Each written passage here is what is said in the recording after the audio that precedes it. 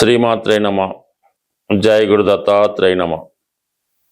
కన్యా రాశి వారికి ఈ వారం అద్భుతమైనటువంటి గ్రహయోగం ఏర్పడడం జరిగింది. ప్రధానంగా లాభస్థానంలో బుధ గురు సంచారం. ఇది జాతకుడికి అన్ని విధాల లాభాన్ని కలిగించే అవకాశం ఉంటుంది. ప్రధానంగా రాష్ట్రాధిపతి బుధుడు లాభస్థానంలో ఉన్నాడు.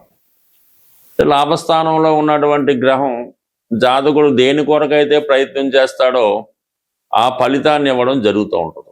ప్రధానంగా మరి బుధుడు దశమాధిపతిగా లాభస్థానంలో ఉండడం వల్ల మీ యొక్క సొంత ప్రయత్నంతో కొత్త ఉద్యోగ ప్రయత్నాలు ఫలిస్తాయి.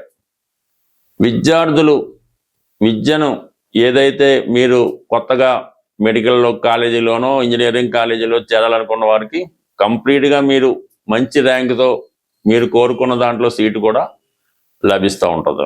అంటే విద్యార్థులకి ఇది విజయాన్ని, నిరుద్యోగులకి కొత్త ఉద్యోగాన్ని ఇస్తూ ఉంటుంది. ఇక గురువుతో కలిసి ఉన్నాడు బుధుడు. గురువు ఈ రాశి వారికి చతుర్థాధిపతి. అంటే మీకు స్థిరాస్తి లాభం, భూలాభం, మాతృ సౌఖ్యం, తల్లిగారి నుంచి మీకు ఆశీర్వాదం కానీ ఆవిడ యొక్క సహకారాలు కానీ లభించే అవకాశం ఉంటుంది. తల్లిగారి యొక్క సహకారం మీకు పెరుగుతుంది. భూములు స్థిరాస్తుల మీద ఆదాయం లభిస్తూ ఉంటుంది. ఇక ప్రధానంగా సప్తమాధిపతి లాభస్థితి, జీవిత భాగస్వామి సహకరిస్తుంది. మీ జీవిత భాగస్వామికి ఏదైనా ఉద్యోగం లేకపోతే ఉద్యోగం వస్తుంది. అలాగే కొత్త వివాహ ప్రయత్నాలు చేస్తున్న వారికి మీ వివాహ ప్రయత్నాలు నెరవేరడం జరుగుతుంటుంది. అంటే ఇన్ని విధాలుగా ఈ లాభస్థానంలో ఉన్నటువంటి రెండు గ్రహాలు మీకు సహకరించడం జరుగుతుంది.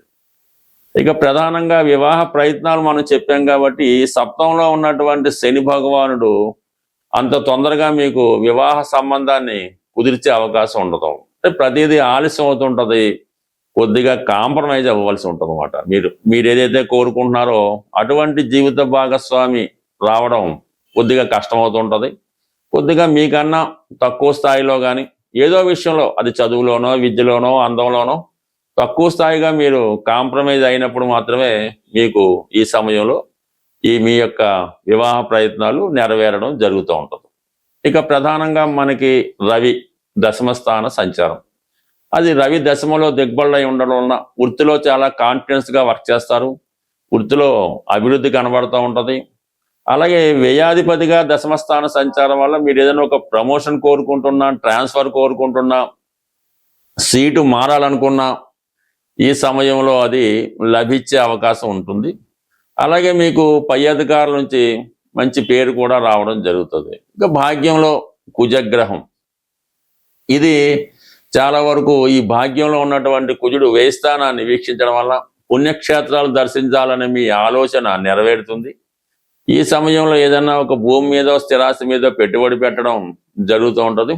కొన్ని పాత బాకీలు లాంటివి ఏమన్నా ఉంటే, రుణాలు లాంటివి ఏమన్నా ఉంటే అవి తీర్చే ప్రయత్నం చాలా వరకు జరుగుతూ ఉంటుంది. ఇక మిగతా విషయాలు ఆలోచించినప్పుడు వ్యయస్థానంలో కేతువు, అనవసర ఖర్చులు ఎక్కువగా ఉంటాయి. దాంతో ధనాధిపతిగా ఉన్నటువంటి శుక్రుడు కూడా వ్యయస్థాన సంచారం జరుగుతుంది. ఇది కుటుంబ అవసరాలకు, కుటుంబ ఖర్చులు ఎక్కువగా పెరుగుతాయి. కుటుంబంలో ఒకరికి అనారోగ్య కారణం వల్ల కొంత అధిక ధనవ్యయం చేసే అవకాశం ఉంది. ఇది స్త్రీలకు ఎక్కువగా ఇబ్బంది పెట్టే అవకాశం ఉన్నది. అంటే శుక్రుడు వ్యయస్థానంలో కేతువుతో కలిసి ఉండడం వల్ల కన్యా రాశిలో ఉన్నటువంటి స్త్రీలకి కొద్దిగా స్వల్ప అనారోగ్య సమస్యలు, కుటుంబ సభ్యులతో విభేదాలు, కొద్దిగా అనీజీగా ఉండే అవకాశం ఉంది. ఫర్ ది సేమ్ టైం మరి స్త్రీలు ఏదన్నా ఈ సమయంలో ఒక దూర ప్రాంత ప్రయాణం కానీ, విదేశ ప్రయత్నం కానీ, ఏదైనా పుణ్యక్షేత్రాన్ని దర్శించడం కూడా జరిగే అవకాశం ఉంది. బట్ ఈ వారం ఈ గ్రహాలన్నీ కూడా రాహుకేతుల మధ్య ఉండిపోవడం జరిగింది. కన్యా రాశి వారికి 6, 12 స్థానాల్లో ఉండడం వల్ల ఇది ఎక్కువగా 6వ స్థానం అంటే శత్రువులు, రోగాలు, రుణాల వల్ల ఇబ్బంది పెడుతుంటుంది. వ్యయస్థానం అంటే హాస్పిటలైజేషన్, కొన్ని అనుకోని ఖర్చులు. కాబట్టి జాతకుడు ఆర్థిక సంబంధించిన విషయాల్లోనూ, ఆరోగ్య సంబంధించిన విషయాల్లోనూ ఈ వారం జాగ్రత్తగా ఉంటే మంచిది. ప్రధానంగా ఈ వారం ఈ జూలై 10వ తారీఖున ఏకాదశి రావడం జరుగుతుంది. సాధ్యమైనంత వరకు ఎక్కువ ఇబ్బందుల్లో ఉన్నవాళ్ళు ప్రతి ఏకాదశికి నియమంగా ఉంటూ సత్యనారాయణ స్వామి వారి వ్రతం చేయించుకోవడం కానీ, సత్యనారాయణ స్వామి వారి ఆలయం దర్శించడం కానీ, లేదన్నా ఎవరైనా ఈ వ్రతం ఆచరిస్తున్నప్పుడు అక్కడ మీరు కూడా పాల్గొనడం వల్ల కంప్లీట్గా మీకు ఈ ఏకాదశి నియమం పాటించడం వల్ల ప్రతి నెలకి 2 సార్లు ఈ ఏకాదశి రావడం జరుగుతుంటుంది. మీరు ఒక 11 ఏకాదశులు అనుకొని ఈ నియమంగా ఈ 11 ఏకాదశులు చక్కగా పాటిస్తూ సాధ్యమైనంత వరకు మీ పెద్దవాళ్ళు చెప్పిన విధంగా ఉపవాసం మిగతా కార్యక్రమాలు చేసుకోవడం వల్ల ప్రతి వారం మీలో కంప్లీట్గా ఇంప్రూవ్మెంట్ రావడం జరుగుతుంటుంది.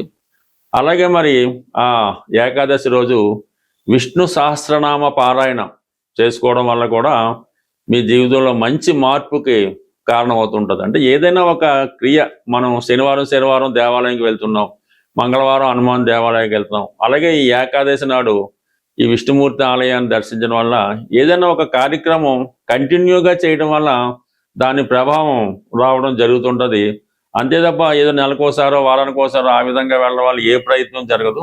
ఏదైనా మనం స్వామి అయ్యప్ప దగ్గరికి వెళ్ళినప్పుడు ఒక 41 రోజులు దీక్ష తీసుకుంటాం. అలాగే మీరు ఒక 11 ఏకాదశులు ముందు అనుకోండి, దాని ప్రభావం మీకు 100% కనబడుతుంది. దాని తర్వాత మీరు జీవితాంతం కంటిన్యూ చేసుకోవడం వల్ల మీ జీవితంలో గొప్ప మార్పు, గొప్ప అభివృద్ధి మీకు మీ జీవితంలో తప్పకుండా రావడం జరుగుతుంటుంది. అలాగే కంపల్సరీగా ఏకాదశితో పాటు ఆదివారం అన్నది చాలా ఇంపార్టెంట్. ఎట్టి పరిస్థితుల్లో కూడా అది ఈ పండగ రాని రాకపోనివ్వండి, ఆదివారం రోజు మాత్రం కంప్లీట్గా ప్రతి ఒక్కరూ మన హిందూ ధర్మం ప్రకారం నియమంగా ఉంటూ సూర్యుని యొక్క ఆరాధన చేసుకోవడం వల్ల, పెద్దవారిని గౌరవించడం వల్ల కంప్లీట్గా మీకు ఏ దేవాలయానికి వెళ్ళక్కర్లేదు, మీరు ఎక్కడికి వెళ్ళక్కర్లేదు. కేవలం ఆదివారాలు చేయడం వల్ల, కేవలం ఒక 7 ఆదివారాలు కంప్లీట్గా చేసుకుంటే ఆటోమేటిక్గా దానికి అదే అలవాటు అవుతుంది. ప్రతి వారం మీలో ఇంప్రూవ్మెంట్ కనబడుతుంది.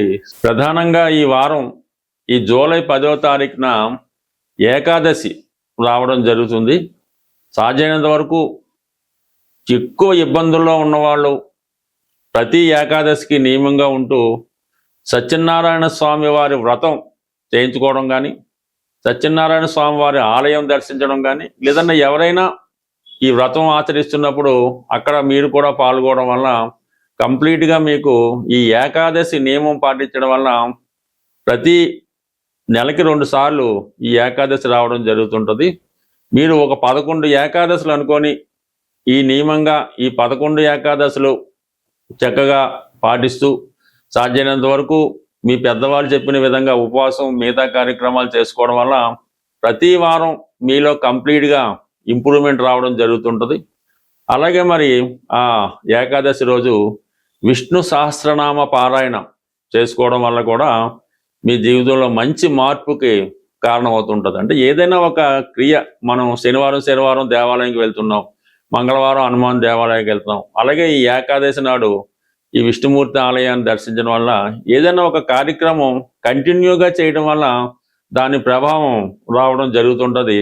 అంతే తప్ప ఏదో నెలకోసారో వారానికోసారో ఆ విధంగా వెళ్ళడం వల్ల ఏ ప్రయత్నం జరగదు. ఏదైనా మనం స్వామి అయ్యప్ప దగ్గరికి వెళ్ళినప్పుడు ఒక 41 రోజులు దీక్ష తీసుకుంటాం. అలాగే మీరు ఒక 11 ఏకాదశులు ముందు అనుకోండి, దాని ప్రభావం మీకు 100% కనబడుతుంది. దాని తర్వాత మీరు జీవితాంతం కంటిన్యూ చేసుకోవడం వల్ల మీ జీవితంలో గొప్ప మార్పు, గొప్ప అభివృద్ధి మీకు మీ జీవితంలో తప్పకుండా రావడం జరుగుతుంటుంది. అలాగే కంపల్సరీగా ఏకాదశితో పాటు ఆదివారం అన్నది చాలా ఇంపార్టెంట్. ఎట్టి పరిస్థితుల్లో కూడా అది ఈ పండగ రాని రాకపోనివ్వండి, ఆదివారం రోజు మాత్రం కంప్లీట్గా ప్రతి ఒక్కరూ మన హిందూ ధర్మం ప్రకారం నియమంగా ఉంటూ సూర్యుని యొక్క ఆరాధన చేసుకోవడం వల్ల, పెద్దవారిని గౌరవించడం వల్ల కంప్లీట్గా మీకు ఏ దేవాలయానికి వెళ్ళక్కర్లేదు, మీరు ఎక్కడికి వెళ్ళక్కర్లేదు. కేవలం ఆదివారాలు చేయడం వల్ల, కేవలం ఒక 7 ఆదివారాలు కంప్లీట్గా చేసుకుంటే ఆటోమేటిక్గా దానికి అదే అలవాటు అవుతుంది. ప్రతి వారం మీలో ఇంప్రూవ్మెంట్ కనబడుతుంది. స్వస్తి.